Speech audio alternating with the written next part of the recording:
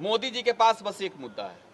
मोदी जी के पास कोई मुद्दा नहीं। बेरोजगारी, महंगाई, भ्रष्टाचार, ये सब मुद्दा मोदी जी के लिए नहीं है।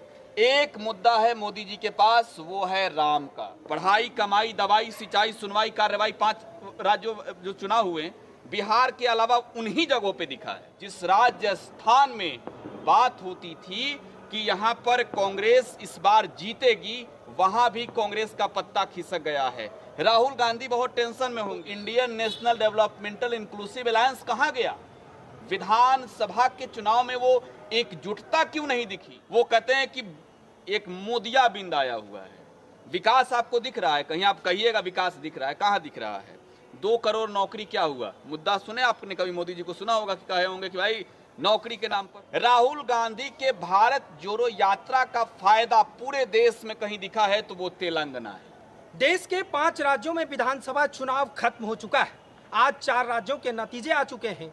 एक मिजोरम के नतीजे कल आना बाकी है। लेकिन इस 4 राज्यों में आज बीजेपी ने 3 राज्यों में प्रचंड जीत हासिल की है। इसके बाद उस कार्यकर्ताओं में पूरी तरह से जश्न है। हमारे साथ 2 सहयोगी हैं।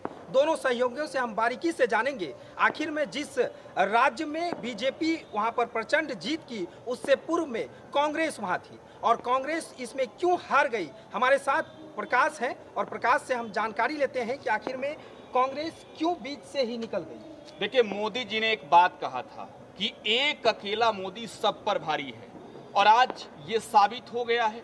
कांग्रेस हार चुकी है अपने घर को। अपने घर को इस वजह से कह रहा हूं क्योंकि कांग्रेस की शासन, सत्ता, सरकार, सिस्टम सब कुछ था छत्तीसगढ़ में, सब कुछ था राजस्थान में, लेकिन भूपेश बघेल के राज्य में कांग्रेस हारी, यानी छत्तीसगढ़ में। अशोक गहलोत के राज्य में कांग्रेस हारी, यानी राजस्थान में। जिस राजस्थान में बात होती थी कि यहां पर कांग्रेस इस बार जीतेगी, वहां भी कांग्रेस का पत्ता खिसक गया है। राहुल गांधी बहुत टेंशन में होंगे, लेकिन आपको यह समझना जरूरी है कि क्यों कांग्रेस हारी है। इंडिया अलायंस बना था ना हो। इंडिया अलायंस जो गठन हुआ लोकसभा के चुनाव को लेकर, तो विधानसभा के चुनाव में क्यों नहीं था? इंडिया बनाइएगा, INDIA, तो Indian national developmental inclusive alliance कहां गया? विधानसभा के चुनाव में वो एकजुटता क्यों नहीं दिखी? कांग्रेस ने अपने बल पर जिन राज्यों में चुनाव जीता, हाँ, राहुल गांधी को बड़ी तसल्ली मिल रही होगी, केसीआर को पछाड़ दिया है। तेलंगाना में कांग्रेस की जो है अब सरकार बनने जा रही है। प्रचंड जीत हुई, प्रचंड जीत हासिल हुई है। भारतीय जनता पार्टी भी वहां पर सिसक कर आगे बढ़ी है, लेकिन केसीआर को तो बड़ा झटका लगा है। के चंद्रशेखर राव और उनकी पार्टी BRS ने इंडिया अलायंस में शामिल नहीं होने का फैसला लिया। राहुल गांधी के भारत जोड़ो यात्रा का फायदा पूरे देश में कहीं दिखा है तो वो तेलंगाना है। भारत जोड़ो यात्रा में जो राहुल गांधी ने बातें की, उसका असर कहीं दिखा कर्नाटका के बाद, हिमाचल के बाद, तो वो एक राज्य है तेलंगाना। राजस्थान फिर क्यों हुआ? देखिए, राजस्थान और छत्तीसगढ़ की जब आप बात कीजिएगा, तो राजस्थान में कांग्रेस इस वजह से हारी है कि वहां पर गहलोत जी और पायलट जी आपस में लड़ रहे थे। राहुल गांधी को यह तय करना चाहिए था पहले ही कि इन लोगों के विवाद समाप्त हो जाएं। आप तो देखे होंगे ना कि चुनाव चल रहा था, उस बीच भी इन लोगों के बीच चल रहा था, बातें ठीक नहीं थी। लेकिन खैर, अब तो भाजपा जीत चुकी है, अब राहुल गांधी को बधाई दे देना चाहिए। लेकिन सबसे बड़ी चीज है, ये लिटमस टेस्ट था, ये सेमीफाइनल था, फाइनल 24 में है, और सेमीफाइनल में कांग्रेस बोल्ड हुई है, मात्र एक जीत हुई है, मात्र एक जगह आप एक चीज में रोकेंगे। सनातन की बात विधानसभा में काफी उठी थी, राजस्थान की बात करें या फिर मध्य प्रदेश की बात करें या फिर छत्तीसगढ़ की बात करें, तो सनातन के मुद्दे जोर पकड़ी। कहीं यही तो फॉल्ट नहीं कांग्रेस के लिए दिया? मोदी जी के पास बस एक मुद्दा है। मोदी जी के पास कोई मुद्दा नहीं। बेरोजगारी, महंगाई, भ्रष्टाचार, ये सब मुद्दा मोदी जी के लिए नहीं है। एक मुद्दा है मोदी जी के पास, वो है राम का। राम के नाम पर, राम के लिए, राम के साथ चलकर राम के नाम पर वोट मांगना। कांग्रेस के लिए सनातन तो बता रहा हूं, राहुल गांधी भी पूजा करते नजर आए होंगे। आपको देखा होगा अपने तस्वीरों में प्रियंका गांधी वाड्रा भी नजर आई। लेकिन सबसे बड़ी बात यह है कि राहुल गांधी ने एक चीज दिखाया। गलती सबसे बड़ी कहां हुई राहुल गांधी से?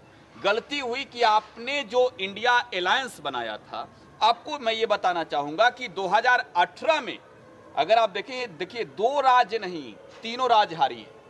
कांग्रेस की हार तीनों राज्यों में हुई है, जिसमें आप ये भी कह लीजिए कि एमपी भी हारी है। 2018 में एमपी की चुनाव जीती, कमलनाथ की सरकार बनी। उसके बाद आप देखिए तो छत्तीसगढ़ में बघेल साहब थे, गहलोत साहब थे राजस्थान में। तो तीनों के तीनों सीट कांग्रेस हारी है अपने घर में। सनातन को मुद्दा बनाने की जब आप बात करते हैं, सनातन मुद्दा कांग्रेस के लिए नहीं था। कांग्रेस ने जिन मुद्दों के साथ चुनाव लड़ा, वाकई बहुत मजेदार मुद्दे रहे। कांग्रेस ने जिन मुद्दों के साथ चुनाव लड़ा, उसका जनता से सीधा सरोकार था। पढ़ाई, कमाई, दवाई, सिंचाई, सुनवाई, कार्रवाई, 5 राज्यों जो चुनाव हुए, बिहार के अलावा उन्हीं जगहों पे दिखा है। राहुल गांधी ने बात की थी नौकरी देने की, राहुल गांधी ने बात की थी जातीय जनगणना कराने की, राहुल गांधी ने बात की थी बिजली देने की, राहुल गांधी ने बात की थी सब कुछ आप गरीबों के कल्याण के लिए करने की। लेकिन वहां क्या आगे बढ़ा? सनातन। तो देखिए, राम के नाम पर वोट हुआ है। मोदी जी की जो कह रहे हैं कि मोदी अकेला भारी है, मैं मान सकता हूं, आज तो जीत गई है भाजपा तो कहना होगा, हर किसी को कहना होगा कि मोदी अकेला भारी पड़े। राहुल गांधी पर, प्रियंका गांधी वाड्रा पर, अशोक गहलोत पर, भूपेश बघेल पर, सचिन पायलट पर, सब पर भारी, सोनिया गांधी पर भारी, मल्लिकार्जुन खड़गे पर भारी। लेकिन एक हकीकत है कि उन पर भी भारी राम, जिनके नाम पर भाजपा ने जीत हासिल की है। सनातन को मुद्दा बनाइए, सनातन मुद्दा भाजपा के लिए रहा, लेकिन सनातन के मुद्दे पर वोट जो है इस बार भाजपा ने हासिल। लेकिन मोदी जी कह रहे हैं कि वो अपने जीत का वादा वो अगर कहे तो वो विकास के नाम पर लिया है, सनातन की मुद्दा बनाया था। मोदी जी ने देश में कितना विकास किया है? प्रशांत किशोर हैं एक चुनावी रणनीतिकार, आपको मालूम होगा नरेंद्र मोदी को जो है उन्होंने चुनाव लड़ाए थे। देश के सबसे बड़े रणनीतिकार हैं, बिहार के रहने वाले हैं, और वो जब बिहार में पदयात्रा करते हैं तो एक बात बड़े बिजोर कहते हैं। वो कहते हैं कि एक मोदिया बिंद आया हुआ है। विकास आपको दिख रहा है? कहीं आप कहिएगा विकास दिख रहा है, कहाँ दिख रहा है? 2 करोड़ नौकरी क्या हुआ? मुद्दा सुने आपने कभी? मोदी जी को सुना होगा कि कहे होंगे कि भाई नौकरी के नाम पर। आपने सुना होगा, कहा होगा कि महंगाई, पेट्रोल की कीमत, डीजल की कीमत, आपने सुना होगा कहे होंगे कि टैक्स हम जो बढ़ा रहे हैं इसका फायदा आप लोगों को मिल रहा है, हम आगे और बढ़ाएंगे। ये सब नहीं सुने होंगे। मोदी जी वोट मांगते हैं लालू यादव के नाम पर, मोदी जी वोट मांगते हैं राहुल गांधी के नाम पर, मोदी जी वोट मांगते हैं कांग्रेस के नाम पर, सोनिया गांधी के नाम पर, तेजस्वी यादव के नाम पर, नीतीश कुमार के नाम पर, और सबसे बड़ा राम के नाम पर। तो कांग्रेस फिर क्यों पिछड़ जा रही है हर एक जगह? कांग्रेस के पिछड़ने की वजह आप समझ लीजिए, 2024 का लिटमस टेस्ट था ये, और कांग्रेस यहां हार गई है। कांग्रेस को हार स्वीकारना होगा। सबसे बड़ी जिम्मेवारी इस हार के लिए राहुल गांधी के साथ साथ पूरे कांग्रेस नेतृत्व को इस वजह से मिलनी चाहिए क्योंकि आपकी मैनेजिंग अच्छी नहीं थी। तो फिर कल मिजोरम का नतीजे आने हैं, मिजोरम में क्या स्थिति लग रहा है कांग्रेस का वहाँ? देखिए, अभी एग्जिट पोल की आप बात कीजिएगा तो एमएनएफ की सरकार है अभी वहां पर, और वहां फिर से एमएनएफ की सरकार बन रही है। नतीजे कल आएंगे, देखिएगा नतीजा। लेकिन ये सोच लीजिए, सेमीफाइनल में हारी है और अब फाइनल मुकाबला बाकी, और फाइनल मुकाबला जो है अब कांग्रेस वर्सेज भाजपा, राहुल गांधी वर्सेज मोदी नहीं होगा।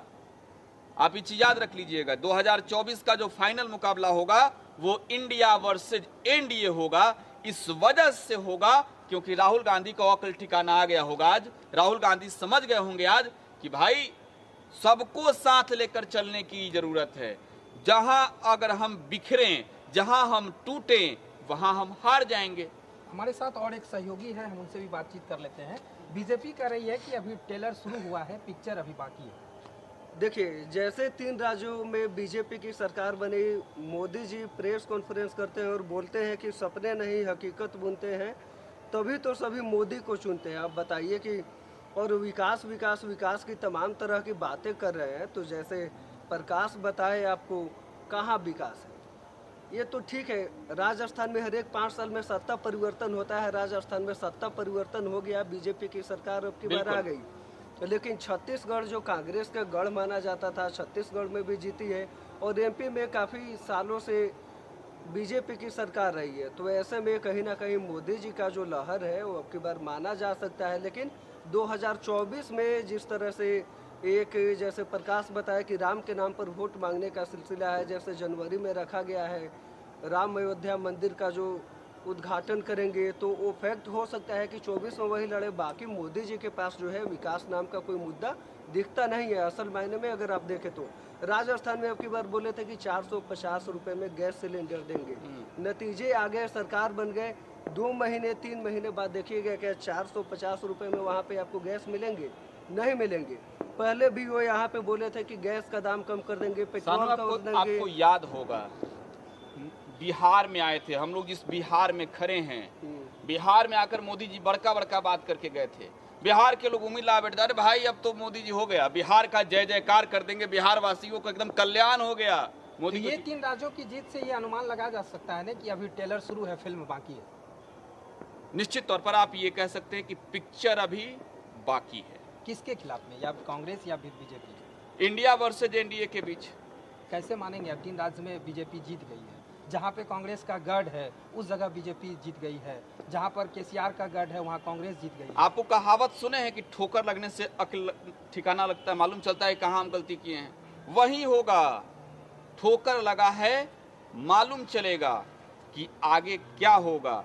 देखिएगा एक दिन नतीजा जो आएगा अगली बार, बहुत कुछ समझने को मिलेगा, बहुत कुछ सोचने को मिलेगा, बहुत कुछ देखने को मिलेगा। और तब आप ये देखिएगा कि भाई साहब इन लोगों ने जो काम करा है ना, जिनके नाम पर ये वोटिंग हुई है, वो बहुत कुछ बदल गया है। बिल्कुल आप देखिए। तो क्या अंदाजा लगाया जाए, जिस तरह से आज 3 राज्यों में बीजेपी की सरकार बनी है, लोकसभा में आप कह रहे हैं कि इंडिया वर्सेस एनडीए होगा, तो वही उसके अगले साल ही बिहार में विधानसभा चुनाव भी होने हैं। तो बिहार में क्या इसका असर देखने को मिलेगा? बिहार में विधानसभा का चुनाव होगा लोकसभा का चुनाव के बाद।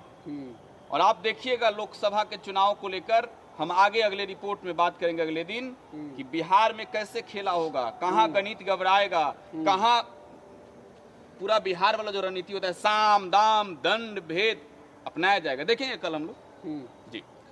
चलिए, तो जैसे आप सुन रहे थे कि 5 राज्यों में चुनाव हुए हैं और आज 4 राज्यों के नतीजे आए हैं। 4 राज्यों में 3 राज्यों में बीजेपी की सरकार बनी है, वहीं तेलंगाना में कांग्रेस की सरकार बनी है। सोचने वाली बात यह है कि तेलंगाना जो केसीआर का गढ़ माना जाता था, वहाँ पे कांग्रेस ने जीत दर्ज की है, और राजस्थान और छत्तीसगढ़ जो कांग्रेस का गढ़ माना जाता था, वहाँ पे बीजेपी ने जीत की है, और एमपी में भी बीजेपी ने चुनाव जीता है। बाकी कल मिजोरम का जो रिजल्ट है वो आने वाला है, बाकी कल मिजोरम का रिजल्ट आएगा, उसके बाद आपको अपडेट देते रहेंगे। बहुत बहुत धन्यवाद।